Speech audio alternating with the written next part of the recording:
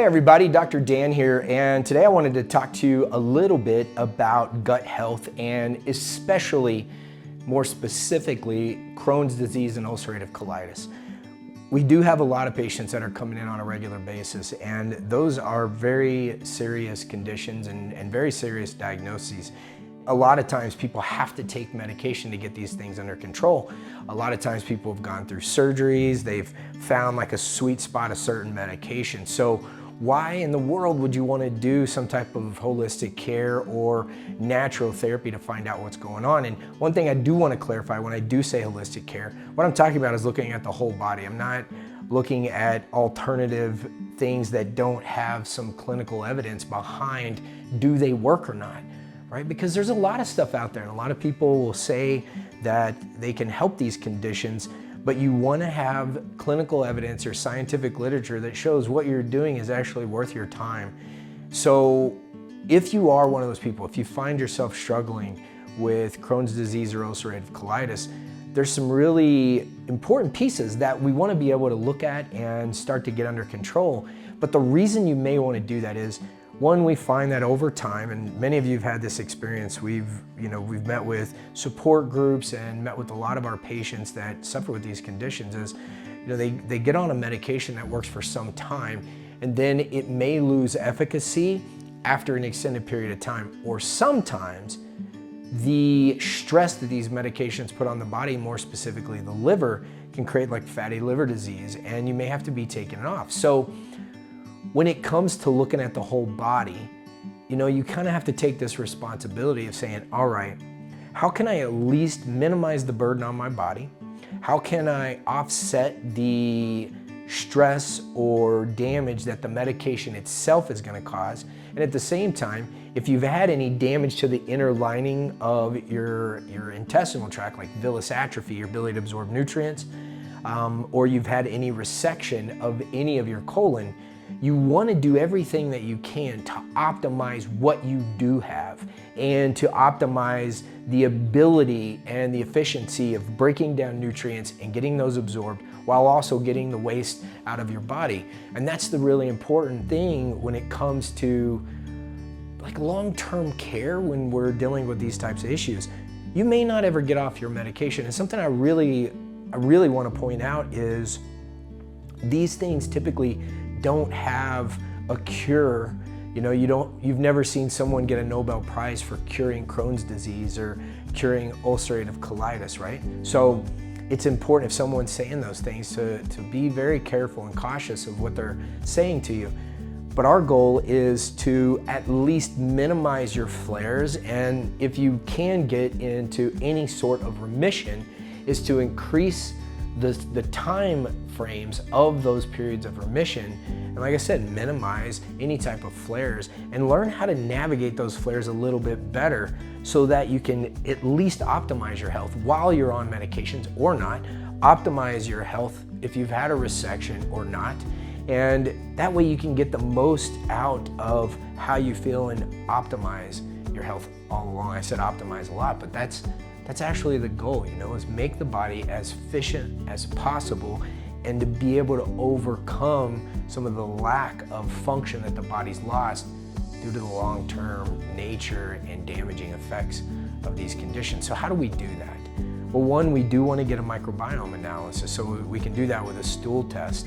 So we can see what bacteria, if you do still have colon at all, and any of your small intestine or your colon, we want to get an idea of the composition of the bacteria that's in there because we can optimize that. Also, there is a protective barrier in your gut, the mucosal barrier, and that's a little bit more immunological barrier along with something called SIGA. It's an immunoglobulin A, and this helps protect what gut health you do have, but also minimize any type of sensitivities or intolerances that come along with a disrupted immune system or digestive tract.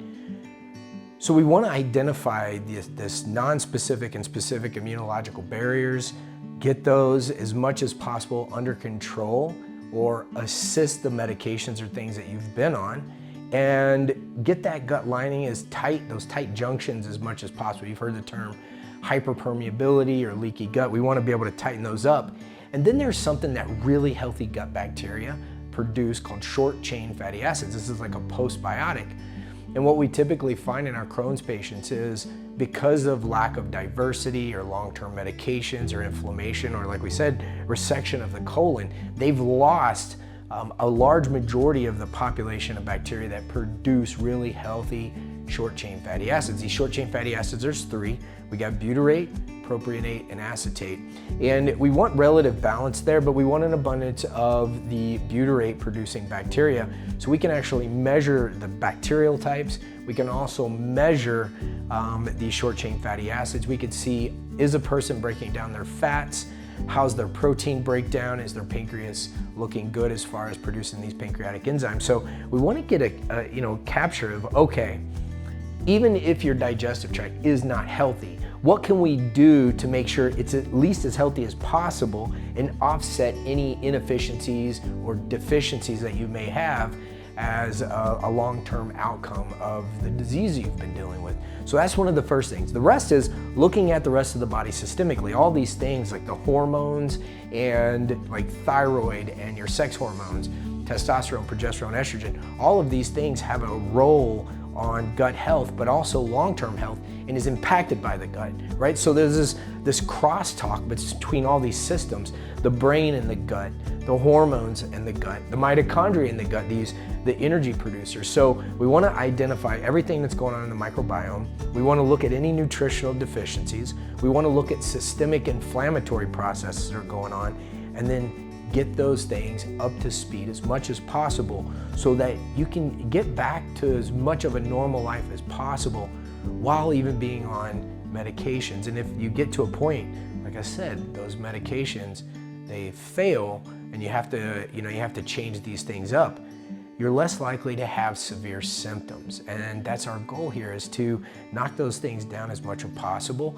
And if at all possible, working with your doctor, if it makes sense for you and your current practitioner, your gastroenterologist or immunologist or endocrinologist or rheumatologist, any of these doctors that you're working with, if they feel comfortable, if we see these antibodies come down, maybe if there's less of a need for your medication, start to reduce those dosages back and just stay on the key things that you need to be on. But we don't push that. That's not our agenda. Our agenda is help you be as healthy as possible and get the maximum amount of remission, or as close to remission as possible. Hope that helps. And again, as always, if you'd like to learn more, you can find us at peakvitalitydenver.com. We work with people all over the world, local and internationally. So you're welcome to reach out to us with any questions. We have some really great webinars that are educational that you can get some information there as well. Have a wonderful day.